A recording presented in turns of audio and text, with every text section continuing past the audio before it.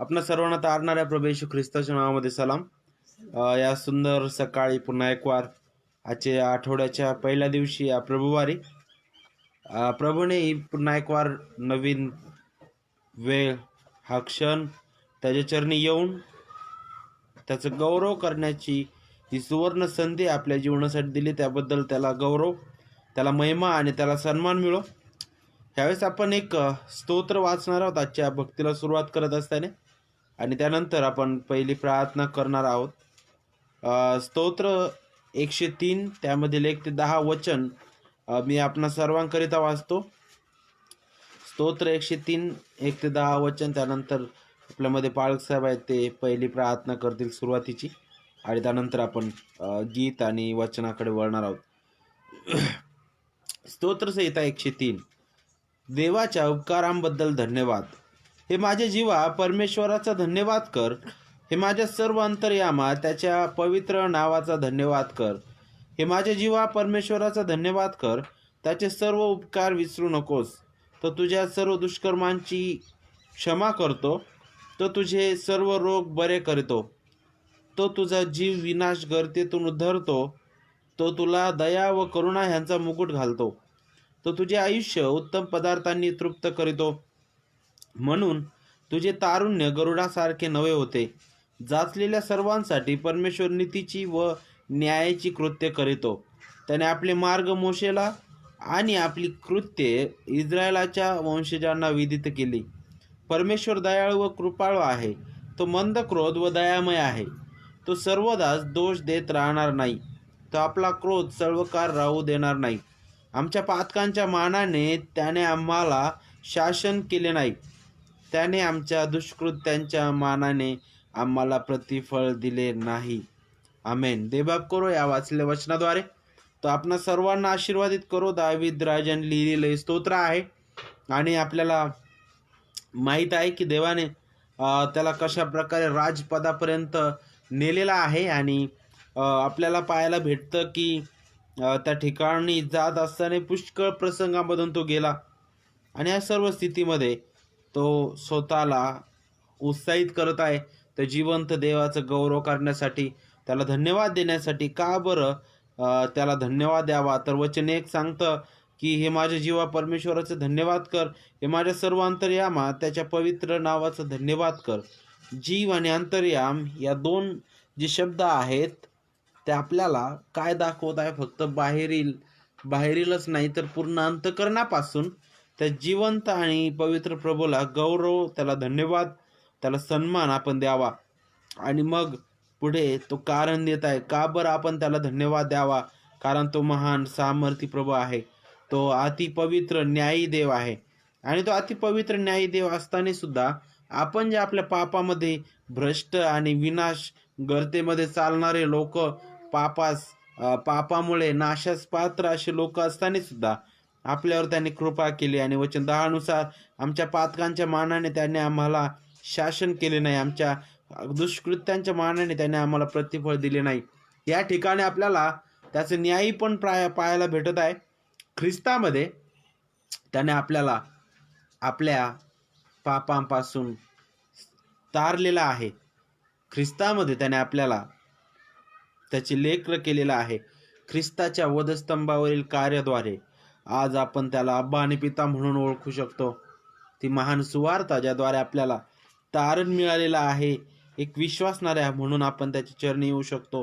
तर मग नक्कीच हे स्तोत्र पुन्हा एक वार प्रत्येक विश्वासणाऱ्याला त्याचं गौरव करण्यासाठी, त्याची महिमा, त्याची प्रशंसा करण्यासाठी उत्तेजित करणारा आहे. त्याला गौरव देण्यासाठी उत्साहित करणारा आहे. म्हणून या आपण ह्यावेळेस प्रार्थना करू, आणि एक गीत त्यानंतर गाणार आहोत, आणि मग येणाऱ्या वचनाकडे आपण वळणार आहोत.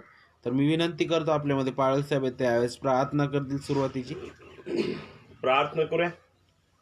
स्वर्गीय सार्वभौम जिवंत पवित्र प्रेमळ नीतिमान प्रभू परमेश्वर दे बापा, आकाश पृथ्वी आणि त्यातील सर्व काही निर्माण करणाऱ्या आमच्या निर्माते असणाऱ्या पवित्र प्रभू, राजांच्या राजा, प्रभूंच्या प्रभू, सार्वभौम सर्वश्रेष्ठ प्रेमळ नीतिमान दे बापा, आज या पवित्र दिवशी पुन्हा एक वार तुझ्या पवित्र चरणाशी आम्हाला घेतलंस. तुझं गुणगौरव करण्याची संधी दिली. आमच्या जीवनामध्ये जे उपकार तू केले त्याबद्दल देवबापा तुला धन्यवाद देण्याची जी संधी तू आमच्या जीवनासाठी दिली, म्हणून देवबापा आम्ही मनापासून तुझे आभार आणि उपकार मानतो. तुझ्या पवित्र नाव स्तुती करतो. मागील गेलेला आठवडा देवबापा, त्या सर्व आठवडाभरामध्ये तू आमच्या सोबतीला राहिला इम्मानुएल प्रभूजी. तुझं सहाय्य आमच्या जीवनासाठी राहू दिलं. जीवनातील प्रत्येक क्षेत्रात आणि प्रत्येक प्रसंगात तू आमचं सहाय्य करता झाला. आणि आजचा आशीर्वादित आणि आनंदाचा दिवस, नवीन आठवड्याचा पहिला दिवस पुन्हा एक वार तू आम्हाला तुझ्या दयेने आणि कृपेने दिलास, म्हणून प्रभू आम्ही मनापासून तुझं गौरव करतो आणि तुझी स्तुती करतो. प्रभुदेवा, आम्ही तुझे विशेष आभार मानतो प्रभू येशू ख्रिस्ताबद्दल, कारण त्याच्याद्वारेच देवबापा आम्ही तुझ्यापर्यंत येऊ शकलो आणि आमच्या अपराधांची क्षमा मागू शकलो. हे तुझं महान कार्य, प्रीतीचं कार्य आमच्या जीवनासाठी तू घडवून आणलं, म्हणून देवबापा आम्ही तुझी स्तुती करतो. आम्ही तुझे आभार मानतो की देवबापा तू आम्हाला निवडलंस आणि देवबापा तुझी सेवा करण्याची संधी दिली. आजचा दिवस आशीर्वादच कर, येणारा आठवडा आशीर्वादच कर. जे गीत गायन होईल, जे वचन होईल, त्याद्वारे तुझं गौरव होऊन आणि वचनातून आम्हाला तू मार्गदर्शन करावंस अशी आम्ही तुझ्याकडे आग्रहाची प्रार्थना करतो. आम्ही आमची जीवन तुझ्या पवित्र हाती समर्पित करतो, यासाठी की देवबापा तुझा आशीर्वाद, तुझी दया, तुझी कृपा आणि तुझं सहाय्य आम्हाला नित्य लाभावं. आमच्या अपराधांची क्षमा कर. तुझ्या पवित्र हाती पडत असताना देवबापा तुझी कृपा आम्हाला लाभू दे. ही सर्व वेळ तुझ्या हाती देत, ह्या भक्तीचा ताबा तुझ्या पवित्र हाती दे. ही सर्व प्रार्थना पवित्र प्रभू येशू ख्रिस्ताच्या गोड नावात मागतो, म्हणून ऐक बापा. आमेन. आमेन. ह्यावेळेस आपण एक गीत गाणार आहोत देवाच्या गौरवासाठी. भक्तीची वेळ मला सदैव आवडेल, या गीताद्वारे आपण प्रभूला धन्यवाद देऊ, त्याची उपकार स्तुती करूया, त्याला आदर आणि त्याला महिमा आणि त्याला सन्मान आपण देऊया.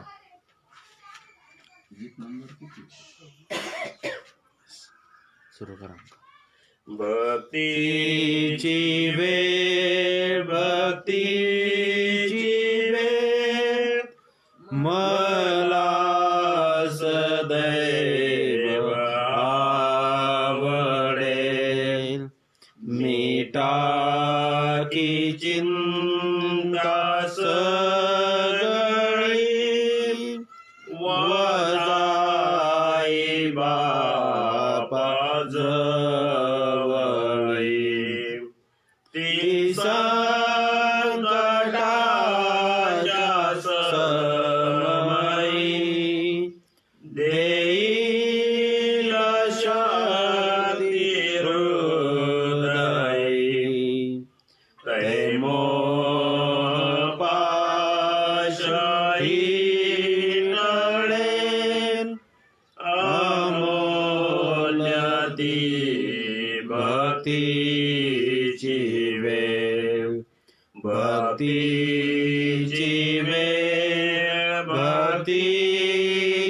वेळ, ही गोड कैशी वर्णवेल, करी मला ती प्रेरणा, देवा मी अर्पी प्रार्थना, त्या ठाई भाव ठेवणी, व भार सर्व टाकुनी, कृपानंद मिळेल, ती धन्य भक्तीची वेळ, भक्तीची वेळ, भक्तीची वेळ, जीवाधार लाभेल, देहातुनी सुटुनिया, जाई वारी चढून या,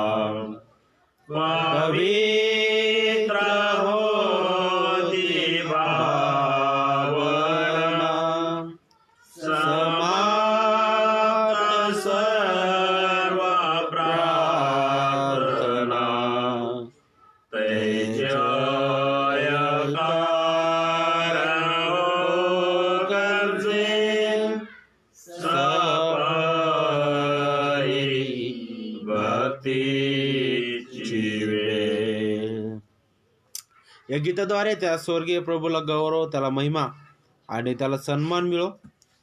ह्यावेळेस आपण वचनाकडे आपलं लक्ष केंद्रित करणार आहोत आणि विशेष करून या आठवड्यामध्ये आपण कारभारीपणाबद्दल विचार करत आहोत आणि आतापर्यंत आपण 3 भाग जे आहेत ते संपवलेले आहेत. त्यामध्ये आपण पाहिलं कारभारीपणाचा पाया काय आहे, त्यानंतर कारभारीपणाचं उदाहरण काय आहे आणि आपण आणखी मागील आठवड्यामध्ये आपण जे काही शिकलेलो आहे कारभारीपणाबद्दल या सर्व विषयांचा किंवा या सर्व भागांचा आपण विचार करत असताना आपल्याला ज्यावेळेस आपण आता समोर येणार आहोत तर आपल्याला कारभारीपणाच्या गांभीर्याचं पण लक्ष ठेवणं गरजेचं आहे.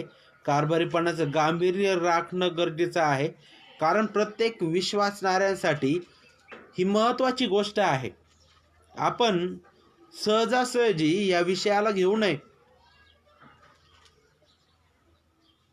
आणि आजचा जो भाग आहे त्यामध्ये आपण ते शिकणार आहोत की कारभारीपणाचं गांभीर्य काय आहे, का बरं आपण ते गंभीरतेने घेणं गरजेचं आहे. त्याचे महत्त्वाची 3 सत्य आपण या सकाळच्या वेळेत शिकणार आहोत. त्यासाठी जो संदर्भ आहे विशेष करून 2 संदर्भावर आपण विचार करणार आहोत. त्यामधील पहिला जो संदर्भ आहे पौलाचे गलतीकारास पत्र, याचा पहिला अध्याय वचन 15-16 आणि दुसरा जो संदर्भ आहे पेत्राचं पहिलं पत्र अध्याय 4 आणि वचन 5 आणि 6 या 2 संदर्भावर विशेष करून आज आपण या सकाळी विचार करणार आहोत आणि त्यातून आपण पाहणार आहोत की कारभारीपणाचं गांभीर्य काय आहे, का बरं आपण ते गंभीरतेने घेणं गरजेचं आहे. आणि ज्यावेळेस आपण कारभारीपणाबद्दल विचार करतो तर पुष्कळ वेळेस काय होतं की मी अगोदर म्हटल्याप्रमाणे की सहजासहजी घेतो आणि पुष्कळ वेळेस अशा प्रकारे पण कदाचित आपण विचार करू शकतो की अरे जे काही शिकवलं जातं ते आपल्यासाठी नाही आहे, ते पालकासाठी आहे. कारभारीपण, कारण पालकाला ती संधी दिलेली आहे, त्याला ती सेवा दिलेली आहे, तर मग ते त्यानेच करायचं आहे. परंतु पवित्र शास्त्र हे स्पष्टपणे शिकवतं की हे प्रत्येक विश्वासणाऱ्याची जबाबदारी आहे आणि कारभारीपण जे आहे ते प्रत्येकासाठी महत्त्वाचं आहे. प्रत्येक विश्वासणाऱ्यांसाठी ते महत्त्वाचं आहे. त्याचं गांभीर्य राखणं. कारभारीपणाचं जे गांभीर्य आहे ते पापी आणि भ्रष्ट मनुष्य समजू शकणार नाही, परंतु जे देवाचे लेकरं आहेत, जे विश्वासणारे आहेत, त्यांनी योग्य रीतीने हे समजून घेणं गरजेचं आहे. कारण हे पवित्र शास्त्रामध्ये वारंवार त्याचं मार्गदर्शन करण्यात आलेलं आहे. पुष्कळ ठिकाणे अप्रत्यक्ष आहे तर काही ठिकाणे प्रत्यक्षात डायरेक्टली त्या ठिकाणी कारभारीपणाबद्दल मार्गदर्शन करण्यात आलेलं आहे. आणि ज्यावेळेस आपण उत्पत्तीपासून तर प्रगटीकरणापर्यंत विचार करतो तर तुम्हाला कारभारीपणाबद्दल पुष्कळ गोष्टी शिकायला भेटतील.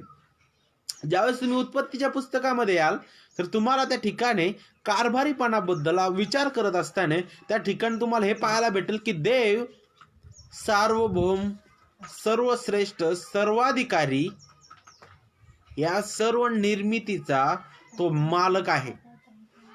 आणि ज्यावेळेस आपण कारभारीपणाबद्दल विचार करतो तर आपल्याला हे माहीत आहे, आपण पहिल्या भागामध्ये शिकलेलो आहे की कारभारीपण हे मालक होणं नाही. कारभारीपण करणं म्हणजे तो मालक झाला असं नाही, तर कारभारीपण म्हणजे त्या मालकाच्या अधीन राहून मालकाने दिलेली जबाबदारी योग्य रीतीने पार पाडणं. मग उत्पत्तीचं जे पुस्तक आहे तेथूनच त्या कारभारीपणाची सुरुवात आपल्याला पाहायला भेटते. त्या कारभारीपणाची जी स्थिती आहे ती पाहायला भेटते की देव अतिउच्च आहे, तो सर्वश्रेष्ठतेच्या स्थितीमध्ये विराजमान आहे आणि त्याने काय केलं, सर्व गोष्टींना निर्माण केलेला आहे आणि त्या सर्वांपेक्षा एक विशेष निर्मिती म्हणतो आपण ती म्हणजे मानवाची. त्यांना त्याने निर्माण केलं. का बरं विशेष? कारण त्याने स्वतःच्या प्रतिरूपामध्ये त्यांना निर्माण केलेलं आहे. स्वतःचं प्रतिरूप म्हणजे मानव, देव नाही, तर प्रतिरूप म्हणजे मनुष्याची जी स्थिती आहे ती प्राण्यांपेक्षा वेगळी आहे. प्राण्यांना आत्मा नाही, मनुष्याला आत्मा आहे. देव ज्या प्रकारे सर्वज्ञानी आहे त्या प्रकारे देवाने थोडंसं ज्ञान मनुष्याला देखील दिलेलं आहे. देव ज्या प्रकारे सार्वभौम निर्माण करता आहे त्याच प्रकारे मनुष्यामध्ये तो निर्माण करण्याचा गुण तो आहे. परंतु मनुष्याचं निर्माण करण्याची जी स्थिती आहे ती त्या निर्मितीवरच अवलंबून आहे. परंतु देव ज्यावेळेस निर्माण करता म्हणून आपण देवाकडे पाहतो तर देव जो आहे तो शून्यातून निर्माण करणारा आहे. त्याला एक्स निहिलो म्हणतात. आणि देवाला इच्छा आहेत, भावना आहेत. त्याच प्रकारे मनुष्याला सुद्धा इच्छा आणि भावना आहेत. परंतु मनुष्याची इच्छा आणि भावना आणि देवाची इच्छा आणि भावना यामध्ये खूप मोठा फरक आहे. जसं आकाश आणि पृथ्वी त्याचा आणि त्याहीपेक्षा कितीतरी मोठा हा फरक आहे. देवाची इच्छा आणि भावना ह्या अतिपवित्र आहेत, परंतु मनुष्याची इच्छा आणि भावना ह्या स्वार्थी आहेत, या दुष्टतेने भरलेल्या आहेत, या जिवंत देवापासून दूर नेणाऱ्या आहेत. तर मग ज्यावेळेस आपण कारभारीपणाकडे येतो तर आपल्याला उत्पत्तीपासूनच ते शिकायला भेटतं आणि आपल्याला पाहायला भेटतं की देवाने आदम हवेला घडवलं आणि देवाने त्यांना काय केलं बरं, त्या एदेन बागेमध्ये ठेवलं. परंतु त्याने आशीर्वाद दिला आणि त्यांना सांगितलं की या सर्वावर तुम्ही काय करा, सत्ता चालवा. तर अशाच प्रकारे आहे. जसं तो जो व्यक्ती आहे योसेपाला त्याच्या घरावर काय करतो, त्याच्या घराच्या सर्वस्वावर तो त्याला अधिकारी नेमतो किंवा त्याची देखरेख करणारा नेमतो. त्याच प्रकारे आदाम आणि हवेबद्दल आहे. देवाने त्यांना या निर्मितीवर देखरेख करण्यासाठी, त्यांचं कार्य पूर्ण करण्यासाठी नेमलेलं आहे. कारभारीपणाची जी कारभारीपणाबद्दल आपल्याला तेथूनच शिकायला भेटतं, सुरुवातीपासूनच. आणि मग आता या चौथ्या भागाकडे येत असताना आपल्याला पाहायला भेटतं की कारभारीपणाचं गांभीर्य काय आहे. आपण या कारभारीपणाचे जे गांभीर्य आहे त्याच्याबद्दलचे 3 महत्त्वाची सत्य आज आपण पाहणार आहोत. तर त्यासाठी आपण पहिला संदर्भ वाचूया. गलतीकारास पत्र 1 अध्याय वचन 15 आणि 16. तरी ज्या देवाने मला माझ्या मातेच्या उदरातून जन्मल्यापासून वेगळे केले व आपल्या कृपेने बोलाविले, त्याला आपल्या पुत्राला माझ्याठायी प्रगट करणे बरे वाटले, अशासाठी की मी परराष्ट्रीयांमध्ये त्याच्या स्वार्थाची घोषणा करावी. तेव्हा मानवाची मसलत न घेता आणि माझ्या पूर्वी झालेल्या प्रेषितांकडे येरुशलेमेश्वर न जाता मी लागलाच अर्भस्थानात निघून गेलो. आपण इथे थांबूया. बघा, आता गलतीकारास पत्र जे आहे त्याचा पहिला जो अध्याय आहे तो आपल्याला पूर्ण त्या मंडळीची हिस्ट्री, त्या मंडळीचा इतिहास, त्या मंडळांचा इतिहास आपल्याला तो मांडत आहे. आणि आपल्याला पाहायला भेटतं की गलतिया प्रांतामधील त्या ज्या मंडळ्या आहेत त्यांचा इतिहास काय आहे. ज्यावेळेस आपण ही 2 वचनं खास करून पाहतो, वचन 15 आणि 16, ते समजण्याकरिता आपल्याला वरील काही वचनांकडे जाणं गरजेचं आहे. आणि वरील जी वचनं आहेत त्या आपल्याला त्या मंडळांची समस्या त्याबद्दल मार्गदर्शन करणारे आहेत. जसं आता वचन 6 मध्ये आपण येतो त्यावेळेस आपल्याला पाहायला भेटतं की गलतिया प्रांतातील मंडळामधील काय समस्या उद्भवलेल्या होत्या. तर त्यांची पहिली समस्या होती ती म्हणजे ते लोक जे आहेत ते निराळी सुवार्तेकडे वळायला लागले होते. वचन 6 नुसार, वचन 6 वाचा. मला आश्चर्य वाटते की ज्याने तुम्हाला ख्रिस्ताच्या कृपेत पाचारण केले त्याच्यापासून तुम्ही इतके लवकर अन्य सुवार्तेकडे वळत आहात. ही एक पहिली समस्या होती की ते लोक जे होते गलत्या प्रांतातील ते निराळी सुवार्ता, जी पौलाने सांगितली सुवार्ता, त्याच्यापेक्षा जी दुसरी आहे त्या सुवार्तेकडे ते वळालेले होते. ज्या ठिकाणी ख्रिस्ताला पूर्णपणे एक प्रकारे ख्रिस्ताला फार वेगळ्या प्रकारे प्रदर्शित करणारी ती सुवार्ता होती. तिला निराळी सुवार्ता म्हटलेलं आहे, जी खरी सुवार्तेला डाग आणणारी आहे. आणि मग वचन 7 नुसार ख्रिस्ताची सुवार्ता ती विपरीत करणारी होती. ती सुवार्ता जी होती ती ख्रिस्ताची सुवार्ता विपरीत करणारी होती. आणि मग ती सुवार्ता विपरीत करणारे असे त्या मंडळामध्ये शिरलेले होते, ज्याच्याविषयी आपल्याला वचन 7 शिकवतं. आणि ज्यावेळेस आपण वचन 8 आणि वचन 9 मध्ये येतो त्यावेळेस मात्र पौल जो आहे तो त्या मंडळांना आणि त्यासोबतच त्या मंडळामध्ये असे जे लोक आहेत जे चुकीचं शिक्षण घेऊन येत आहेत, ख्रिस्ताला सोडून इतर गोष्टी घेऊन येत आहेत, अशांना तो फटकारत आहे. आणि तो स्वतः सुद्धा उदाहरण घेत आहे. इव्हन तो म्हणतो की जर स्वर्गातून देवदूत आला आणि त्याने सुद्धा यापेक्षा निराळी सुवार्थ सांगितली, ते जाऊ द्या, मी आता तुम्हाला ती सुवार्थ जी सांगितलेली आहे त्याच्यापेक्षा त्यामध्ये अधिक गुन्हे करून मी त्यापेक्षा दुसरी सुवार्थ सांगितली, तरी तो म्हणतो की तो सर्व जे आहे ते शापभ्रष्ट असो. आणि तिथं जो शब्द वापरलेला आहे शापभ्रष्ट, तो सहजासहजी वापरण्यात आलेला शब्द नाही. तो शब्द ज्यावेळेस ग्रीक भाषेमध्ये आपण पाहतो त्याला एनाथेमा म्हणतात, ज्याचा अर्थ होतो शापभ्रष्ट. म्हणजे तो जागीच नष्ट होतो, भस्म हो, त्याची राख हो. जो देवाची सुवार्ता, ख्रिस्ताची सुवार्ता निराळी करू पाहतो. तर वचन 8 आणि 9 मध्ये पौल त्यांना फटकारत आहे. आणि आणखी आपल्याला पाहायला भेटतं की त्या मंडळांची समस्या काय होती. त्या मंडळातील काही लोक जे आहेत ते पौलावर आणि पौलाच्या सेवेवर आरोप करताना आपल्याला वचन 10 मध्ये दिसत आहेत. त्यामध्ये आपल्याला पाहायला भेटत आहे की ते लोक म्हणत होते की पौल जो आहे तो काय करत आहे की मनुष्याची मनधरणी, माणसाची धरणी करणारा आहे. तो मनुष्याची इच्छेप्रमाणे तो सेवा करतो. आणि अशा प्रकारे ते लोक जे आहेत ते त्याच्यावर आरोप करत होते, त्याच्या सेवेवर आरोप करत होते.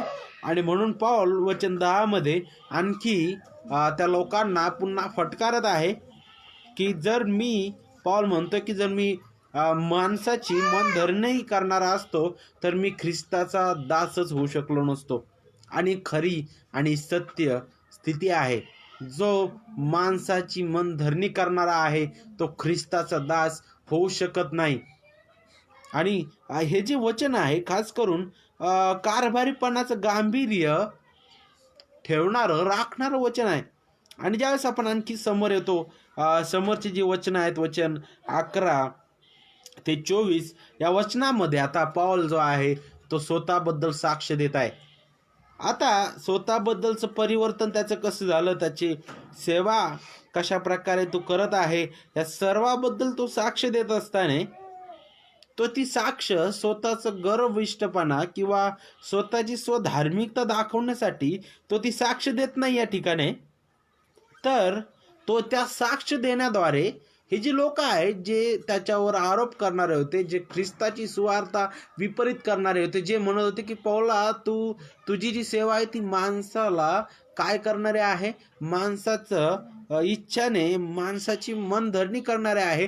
जशी मनुष्याला आवडती तशी तुझी सेवा तू करतोस, त्या प्रकारे तू तुझं वचन वळवतोस, त्या प्रकारे तू बोलतोस, इतका चांगला तू हे करतोस. आणि अशा प्रकारे आपल्याला पाहायला भेटते की लोक त्या ठिकाणी बोलत होते. आणि म्हणून पौल जो आहे तो त्याच्या स्वतःच्या साक्षीद्वारे या ठिकाणी हे स्पष्ट करत आहे की ती जी सेवा त्याला देण्यात आलेली आहे ती सेवा त्याने स्वतःहून घेतलेली नाही, तर ती स्वतः देवाने दिलेली आहे, त्याच्या कृपेने ती दिलेली आहे. त्याची दया माझ्यावर झाली. तो म्हणतो की मी तर तुमच्यापेक्षा कितीतरी धार्मिक होतो. जर पाहिलं तर तुमच्या विचाराने जर मी विचार केला तर तो म्हणतो की मी पण यहुद्यांचा यहुदी, मी पण इब्रियांचा इब्री होतो, मी शास्त्र पारंगत होतो आणि मी त्यामध्ये चांगला परिपक्व असा होतो. पण तो म्हणतो तरी सुद्धा मी ख्रिस्ताशिवाय उन्हास होतो आणि मी पापामध्ये भ्रष्टतेतच मी माझं ते कार्य करत होतो. माझ्या दृष्टीने ते सत्कर्म होतं, परंतु ख्रिस्ताच्या दृष्टीने ती घाणेरडी चिंधीच होती. आणि मग मात्र पुढे येत असताना वचन 15 आणि 16 मध्ये आपल्याला आणखी स्पष्टपणे कारभारीपणाच्या गांभीर्याबद्दल आपल्याला शिकायला भेटेल की का बरं पवित्र शास्त्रीय कारभारीपण हे आपण गांभीर्याने घेणं गरजेचं आहे. त्याचे काही कारण आपण या पहिल्या सत्यामध्ये शिकणार आहोत. आणि त्यामधील जे पहिलं कारण आहे ते म्हणजे वचन 15 आणि त्यामधील पहिला भाग जो आहे ते आपल्याला मार्गदर्शन करतं, जिथे सांगितलंय तरी ज्या देवाने मला माझ्या मातेच्या उदरातून जन्मल्यापासून वेगळे केले. पहिलं कारण जे आहे, काय कारण आहे? पहिलं की आपण का बरं पवित्र शास्त्रीय जे कारभारीपण आहे त्याच्याविषयी गंभीर असावं. तर पौल सुद्धा गंभीर होता, कारण त्याने हे विसरलाच नाही तो की देवाने मला मातेच्या उदरातून जन्मल्यापासून वेगळं केलेलं आहे. आणि हे जे शब्द आहे, ज्या देवाने, या शब्दाने तो सुरुवात करत आहे. तो अशा प्रकारे म्हणत नाही की मला डायरेक्ट मातेच्या उदरापासून वेगळे केलं. तो इथं जो उल्लेख करत आहे की ज्या देवाने, तर इथं ज्यावेळेस देव या शब्दाविषयी आपण विचार करतो तर या शब्दावर या ठिकाणी भर आपल्याला पाहायला भेटत आहे. आणि ज्या देवाने मला, ज्यावेळेस अशा प्रकारे पौल म्हणत आहे त्या ठिकाणी तो म्हणत आहे की ही जी निवड आहे ती निवड सार्वभौम देवापासून आहे. आणि या ठिकाणी देव या शब्दासाठी जो मूळ शब्द वापरण्यात आलेला आहे ग्रीकमध्ये, त्याला थिओस म्हणतात. आणि हा शब्द त्रेक परमेश्वरासाठी, देव जो पिता, देव जो पुत्र, देव जो पवित्र आत्मा, या तिन्ही व्यक्तिमत्वाकरिता वापरण्यात आलेला शब्द आहे. आणि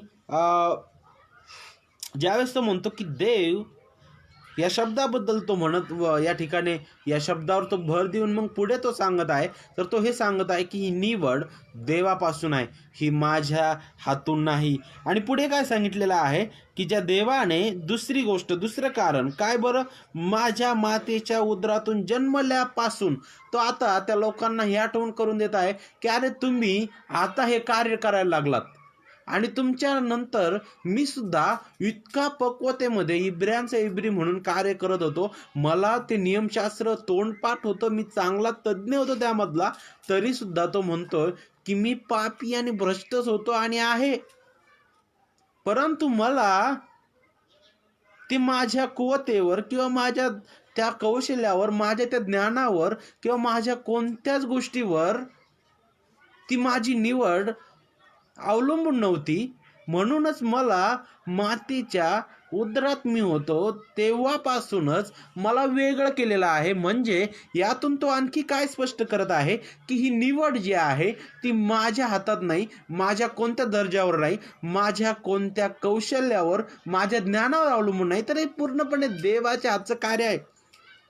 आणि मग त्याबद्दल तो इथं आपल्याला अधिक स्पष्ट करत आहे की हे निवड देवाच्या स्वइच्छेने आहे. ती जगाच्या स्थापनेपूर्वी आणि ख्रिस्ताच्या ठायी त्याने केलेली आहे ती निवड, इफिसी 1:4 नुसार. आणि आपण आणखी समोर येतो. तिसरं कारण म्हणजे काय, त्याच वचनामध्ये आहे वेगळं करणं. काय आहे वेगळं करणं म्हणजे काय? वेगळं करण्यासाठी जो शब्द आहे ग्रीकमध्ये त्याला ॲफोरिझो म्हणतात आणि ज्याचा अर्थ होतो मर्यादा तोडणं, च्यामध्ये फाटाफूट करणं. म्हणजे वेगळं करणं हा जो शब्द आहे तो आपल्याला तारणाबद्दल अधिक जवळीकतेने शिकवणारा शब्द आहे, तो मार्गदर्शन करणारा शब्द आहे.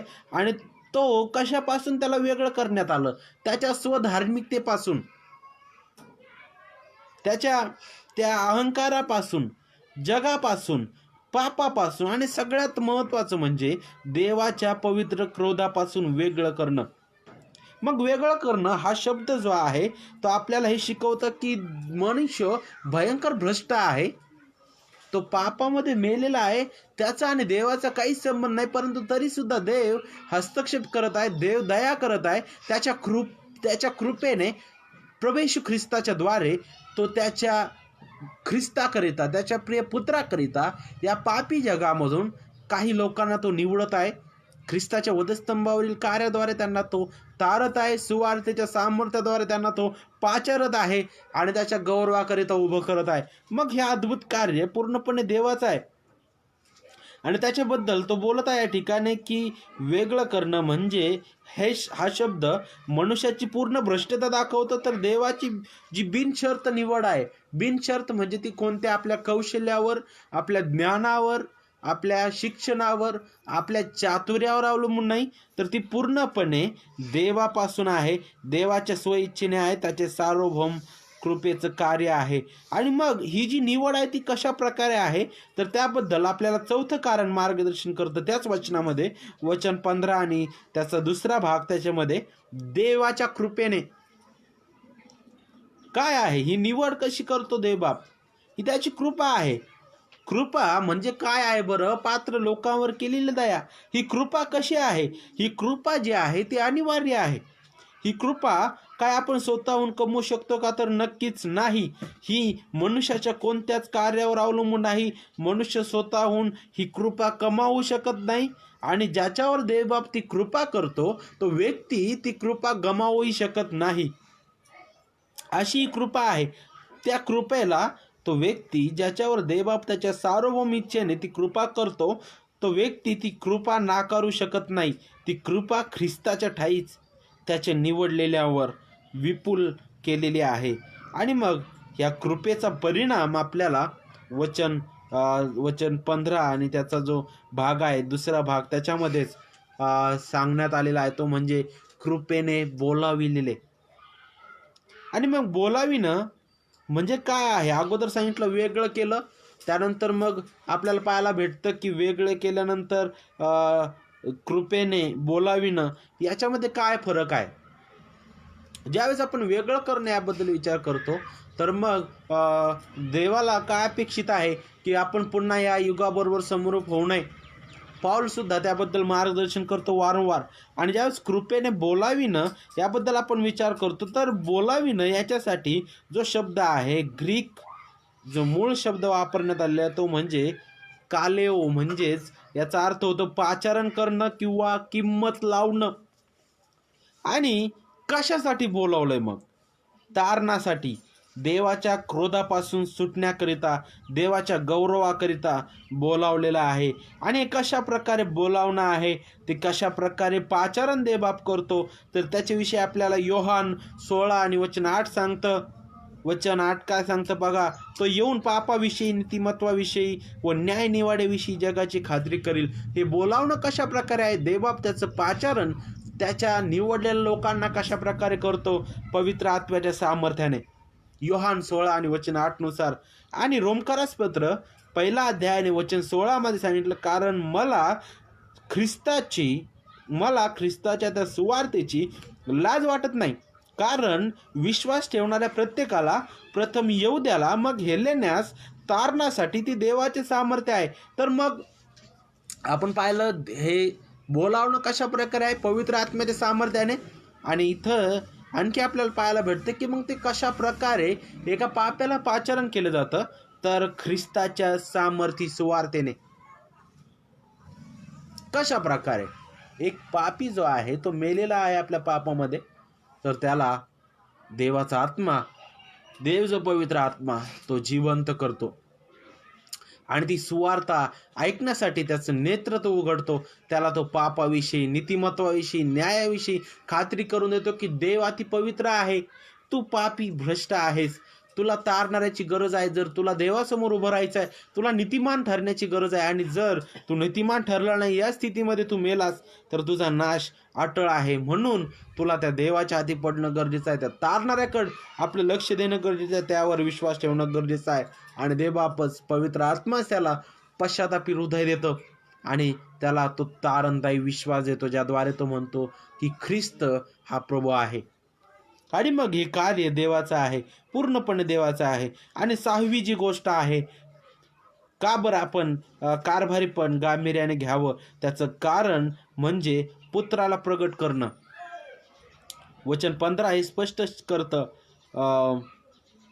पौल म्हणतो की माझ्या ठाई, काय सांगितलं त्याने? आपल्या कृपेने बोलावलं, त्याला आपल्या पुत्राला माझ्या ठाई प्रगट करणं हे बरं वाटलं. कुणाला? पौल म्हणतो की माझी इच्छा झाली म्हणून नाही, कारण मी तर ख्रिस्ताचा, त्याच्या मंडळीचा छळ करणार होतो. मनुष्याची इच्छा कधीच होणार नाही त्या पुत्रावर विश्वास ठेवण्याची, जोपर्यंत ख्रिस्त सुद्धा सांगतो की जोपर्यंत पित्या आकर्षून घेणार नाही, तोपर्यंत कोणीही माझ्याकडे येऊ शकत नाही. तर मग त्याच प्रकारे या ठिकाणी सांगितलेलं आहे की ही पित्याची मर्जी होती आणि पौल त्याबद्दलच आणखी समोर मार्गदर्शन करत आहे की पुत्राला प्रगट करणं. मग पुत्राला प्रगट करणं म्हणजे काय आहे, हे वचन कशाबद्दल आपल्याला मार्गदर्शन करत आहे? तर हे वचन विशेष करून पौल हे सांगत आहे मंडळीला की तुम्ही ख्रिस्ताकडे आपलं लक्ष लावा. हे वचन आपल्याला काय शिकवत आहे की देव जो पुत्र म्हणजे प्रभू येशू ख्रिस्त हा तारणाचा नायक आहे, तो तारणाचा मध्यस्थ आहे, तो प्रभू आहे, तो महान तारणारा आहे.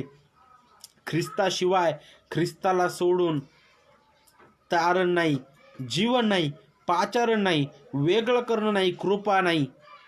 आणि मग यातून तो हे सांगत आहे की तारण पूर्णपणे देवाचा आहे आणि ते केवळ कृपेने आहे, विश्वासाने आहे. विश्वास केवळ ख्रिस्तावर आणि तारण केवळ देवाच्या गौरवाकरिता आहे.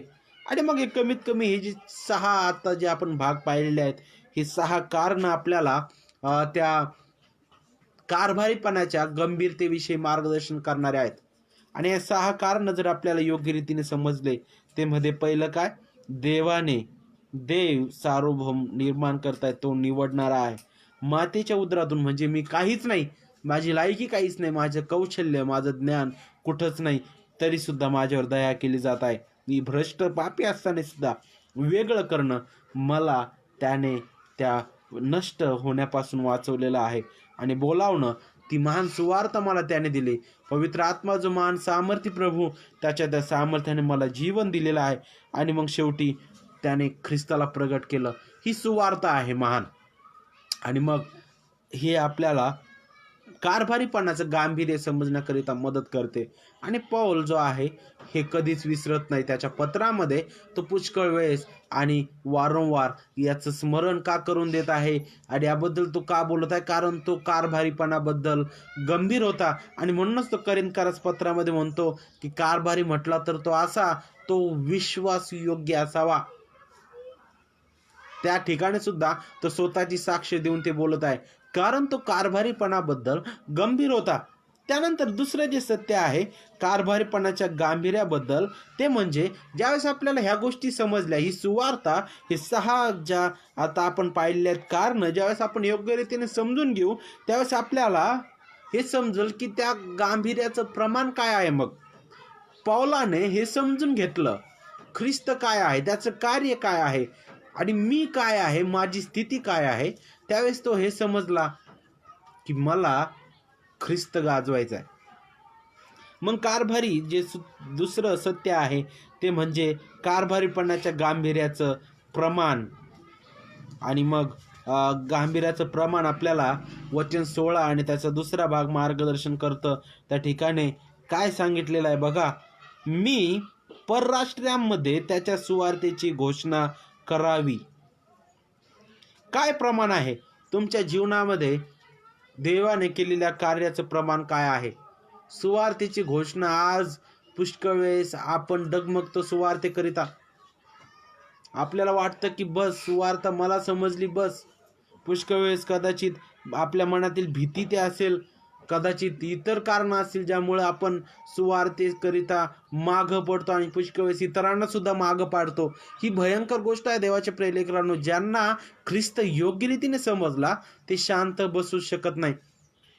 ख्रिस्ताची सुवार्ता ज्यांना समजली ते ख्रिस्ताची सुवार्ता गाजवल्याशिवाय राहूच शकणार नाहीत. आणि मग पौल जो आहे तो त्याच प्रकारे आहे. त्याच्या जीवनामध्ये आपण पाहतो की त्याने त्या निवडीबद्दल विचार केलेला आहे आणि त्याने तो म्हटला की मला परराष्ट्रीयांमध्ये त्याच्या सुवार्तेची घोषणा करण्याकरिता वेगळं केलेलं आहे. आणि मग आपल्याला पाहायला भेटतं की सुवार्तेची घोषणा काय प्रमाण आहे. तर पहिलं प्रमाण म्हणजे सुवार्तेस शोभेल असं वर्तन. काय सुवार्तेस शोभेल असं वर्तन, त्याला कशाला म्हणतात? मग माझं दैनंदिन जीवन मला पाहणं गरजेचं आहे.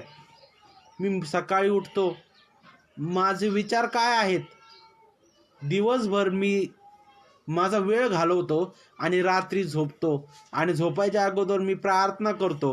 परंतु दिवसभरात काय मी ख्रिस्ताबद्दल एक वेळा तरी विचार केलाय का? ख्रिस्ताच्या सुवार्तेची मी आठवण केली का? तर पुष्कळ वेळेस असं होतं की नाही. आणि भयंकर गोष्ट आहे देवाच्या प्रेलेकरांनो, ख्रिस्ताच्या सुवार्तेशिवाय आपण जगू शकत नाही. लोक म्हणतात की मला तारण मिळालं, आता नकोय मला सुवार्थ. ती सुवार्थ अविश्वासणाऱ्यांसाठी आहे. परंतु पौल म्हणतो की अरे अरे तुलाच आता त्याची गरज आहे. पौल नित्य त्या सुवार्थेचं मनन करत असायचा आणि ती सुवार्थ काय करतं, विश्वासणाऱ्यांना नित्य नम्र करती. तर ती सुवार्थ जी आहे ती अविश्वासणाऱ्यांना तारण देण्यासाठी समर्थ आहे. तर मग ही सुवार्थ अशा प्रकारे कार्य करतं. नित्य आपल्याला ख्रिस्ताच्या सुवार्थेची गरज आहे आणि ज्यावेळेस मी ती सुवार्थेचं मनन वारंवार करेल त्यावेळेस माझं जीवन त्या सुवार्थेत शोभेल असं असणार आहे. आणि त्या सुवार्थेचं मनन करत असताना मला देवाच्या वचनामध्ये नित्य रमणं गरजेचं आहे.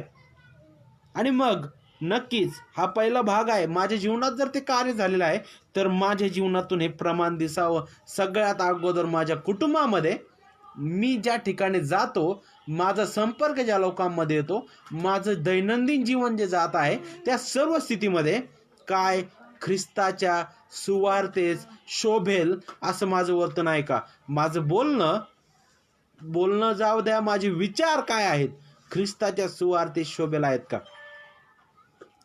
आणि मग जर ते ख्रिस्ताच्या सुवार्थेस शोभेल आहेत तर दुसरी गोष्ट म्हणजे मला ख्रिस्ताची सुवार्थेची घोषणा करणं गरजेचं आहे. का बरं? कारण त्या प्रभूने स्वतः ती महान आज्ञा दिलेली आहे. मत्ते 28:18-20 मध्ये, तेव्हा येशू जवळ येऊन त्यांच्याशी बोलताना म्हणाला, स्वर्गात आणि पृथ्वीवर सर्व अधिकार मला दिलेला आहे. ही आज्ञा कोणा माणसाने दिलेली नाही. सुवार्थेची घोषणेची ही आज्ञा खुद्द त्या सार्वभौम अधिकारी प्रभूने दिलेली आहे. आणि म्हणून काय सांगितलेलं आहे असतं, तुम्ही जाऊन सर्व राष्ट्रातील लोकांना शिष्य करा, त्यांना पित्याच्या, पुत्राच्या व पवित्र आत्म्याच्या नावाने बाप्तिस्मा द्या. लोकांना हे 2 वचनं खूप आवडतात, शिष्य करा आणि बाप्तिस्मा द्या. परंतु समोरचे वचनं काय माहीत पुष्कळ वेळेस गाळल्या जातात. ते म्हणजे काय की प्रभू म्हणतो, मी जे आज्ञा पिलंय, ख्रिस्ताची सुवार्ता, ख्रिस्ताचं सत्य वचन, ते त्यांना पाळण्यास शिकवा. याची पद्धत कशी आहे, याची जी पायरी किंवा याची जी स्टेप आहे ती कशी आहे? अगोदर शिष्य बनवाने सांगितलं. तर हे कशा प्रकारे माहिती आहे का? जे ख्रिस्ताने आज्ञा पिला आहे, जी सुवार्थ आहे ती त्यांना शिकवा. ते आपोआपच ख्रिस्ताकडे येतील त्याद्वारे, त्याच्या इच्छेनुसार. आणि त्यांच्या जीवनामध्ये कार्य झाल्यानंतर समोरची जी गोष्ट आहे ती म्हणजे बाप्तिस्मा. ती बाप्तिस्मा जो आहे तो फार काळ गेला, परंतु आपल्याला अगोदर बाप्तिस्मा आणि त्यांना शिष्य करण्याकडे लक्ष असतं. परंतु आपला तो विषय नाही आहे. परंतु या ठिकाणी ज्यावेळेस आपण हे पाहतो की त्या सार्वभौम राजाने ती महान आज्ञा दिलेली आहे आणि विश्वासणाऱ्याने सुवार्थेच्या घोषणेकरिता मागे पडू नये. कारण जीवन देणारा आणि जीवन घेणारा तोच आहे हो. आणि सुवार्थेकरिता नित्य आपल्याला उभं राहणं गरजेचं आहे. ज्यांना ख्रिस्त योग्य रीतीने समजला ते सुवार्थेकरिता शांत राहू शकत नाही. जी मंडळी, जे विश्वासणारे म्हणणारे आहेत, ते जर सुवार्थ प्रसारामध्ये भाग घेत नाहीत किंवा सुवार्थ प्रसाराकरिता काहीच कार्य करत नाहीत, त्यांची स्थिती मेलेल्यांप्रमाणे आहे. कारण ते ख्रिस्ताचे लोक आहेत की नाही यावर खूप मोठं प्रश्नचिन्ह आहे. तर हे दुसरं सत्य आहे. आणि तिसरं जे सत्य आहे, का बरं कारभारीपण जे आहे ते गांभीर्याने न घेण्याचे परिणाम काय आहे?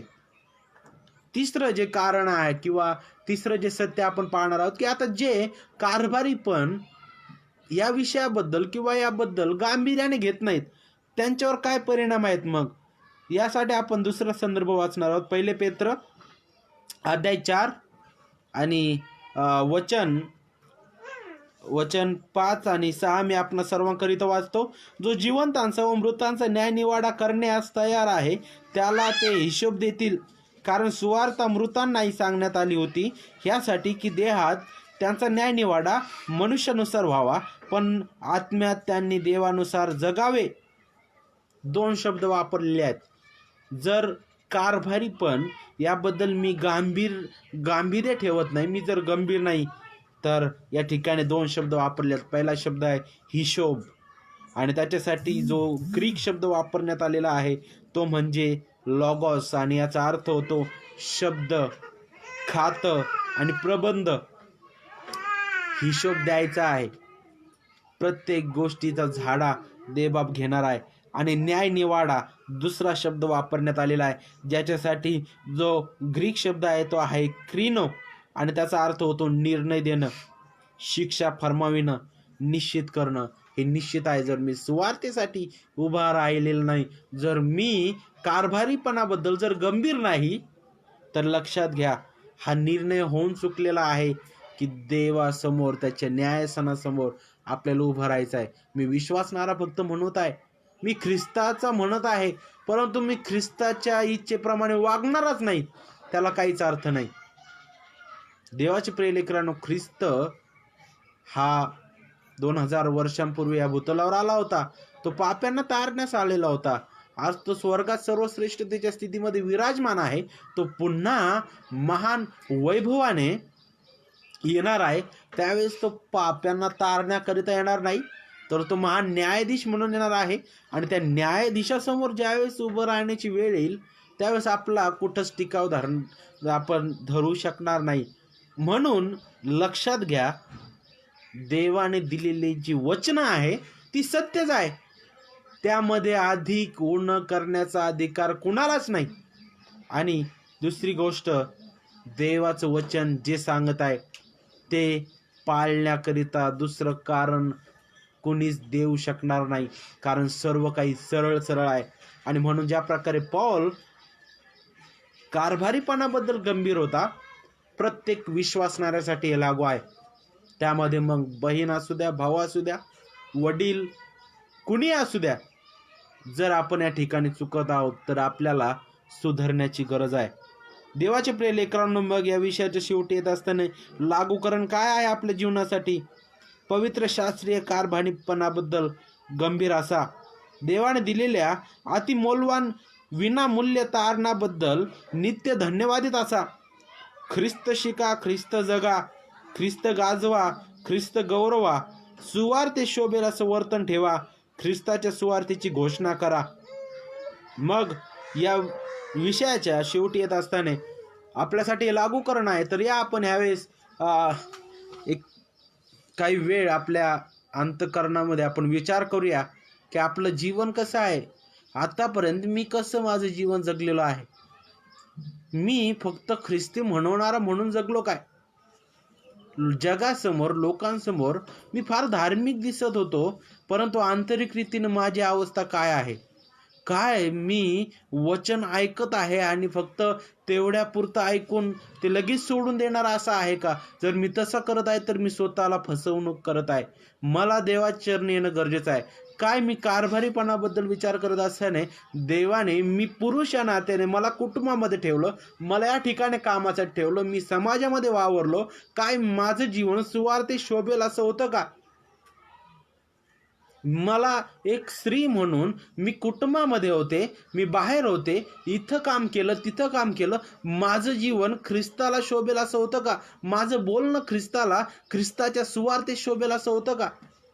जर नाही तर आज आपल्याला सुधारण्याची गरज आहे, विचार करण्याची गरज आहे, पश्चाताप करण्याची गरज आहे आणि त्या ख्रिस्ताच्या हाती पडण्याची गरज आहे. देवबाप तुम्हा सर्वांना आशीर्वादित करू. आपण प्रार्थना करू. प्रभू, तू चांगला आहेस, तुझी दया सनातन आहे. धन्यवाद देतो पित्या, तुझ्या पवित्र वचनामधून पुन्हा एक वार कारभारीपणाचं जे गांभीर्य आहे त्याबद्दल तू सुंदर मार्गदर्शन केलंस. प्रभू, आम्ही पुष्कळ वेळेस ह्या गोष्टी सहजासहजी घेतो, परंतु दया आणि कृपा कर पित्या हे गांभीर्य योग्य रीतीने समजण्याकरिता. प्रभू, जी सुवार्ता ज्याद्वारे प्रभू तू विनामूल्य आम्हाला अतिमौल्यवान तारण दिलंस, प्रभू तुझा एकुलता एक पुत्र राखून न ठेवता आमच्याकरिता दिलास. प्रभू, त्याचा वधस्तंभावरील कार्य हे अनमोल आहे. तो आमच्या तारणाचा मध्यस्थ आहे, तो आमचं जीवन आहे, आमचा श्वास आहे. त्या ख्रिस्ताचं जीवन, ख्रिस्ताचं श्वास आम्ही घेत असताना सुद्धा प्रभू आम्ही किती स्वार्थी लोक आहोत की त्या ख्रिस्ताची सुवार्ता गाजवण्यास आम्ही घाबरतो बाप्पा. प्रभू, आमची किती भयंकर स्थिती आहे की बाप्पा आमचं जीवन पुष्कळ वेळ त्या सुवार्तेत शोभेल असं नसतं. प्रभू, दया आणि कृपा कर, तुझ्या त्या सुवार्तेत शोभेल असं वर्तन आमचं असण्याकरिता. ख्रिस्ताची सुवार्ता देवबापा गाजवण्याकरिता, त्यासाठी आम्ही नित्य प्रार्थना करण्याकरिता आणि देवबापा जे सुवार्ता प्रसार करत आहेत त्या तुझ्या प्रिय लेकरांना नित्य प्रोत्साहित करण्याकरिता विविध माध्यमांद्वारे त्यांना मदती करण्याकरिता आम्हाला तू तयार कर. प्रभू, आमचं जीवन तुला ग्रहणी योग्य असू दे, तुला महिमा देणारा असू दे.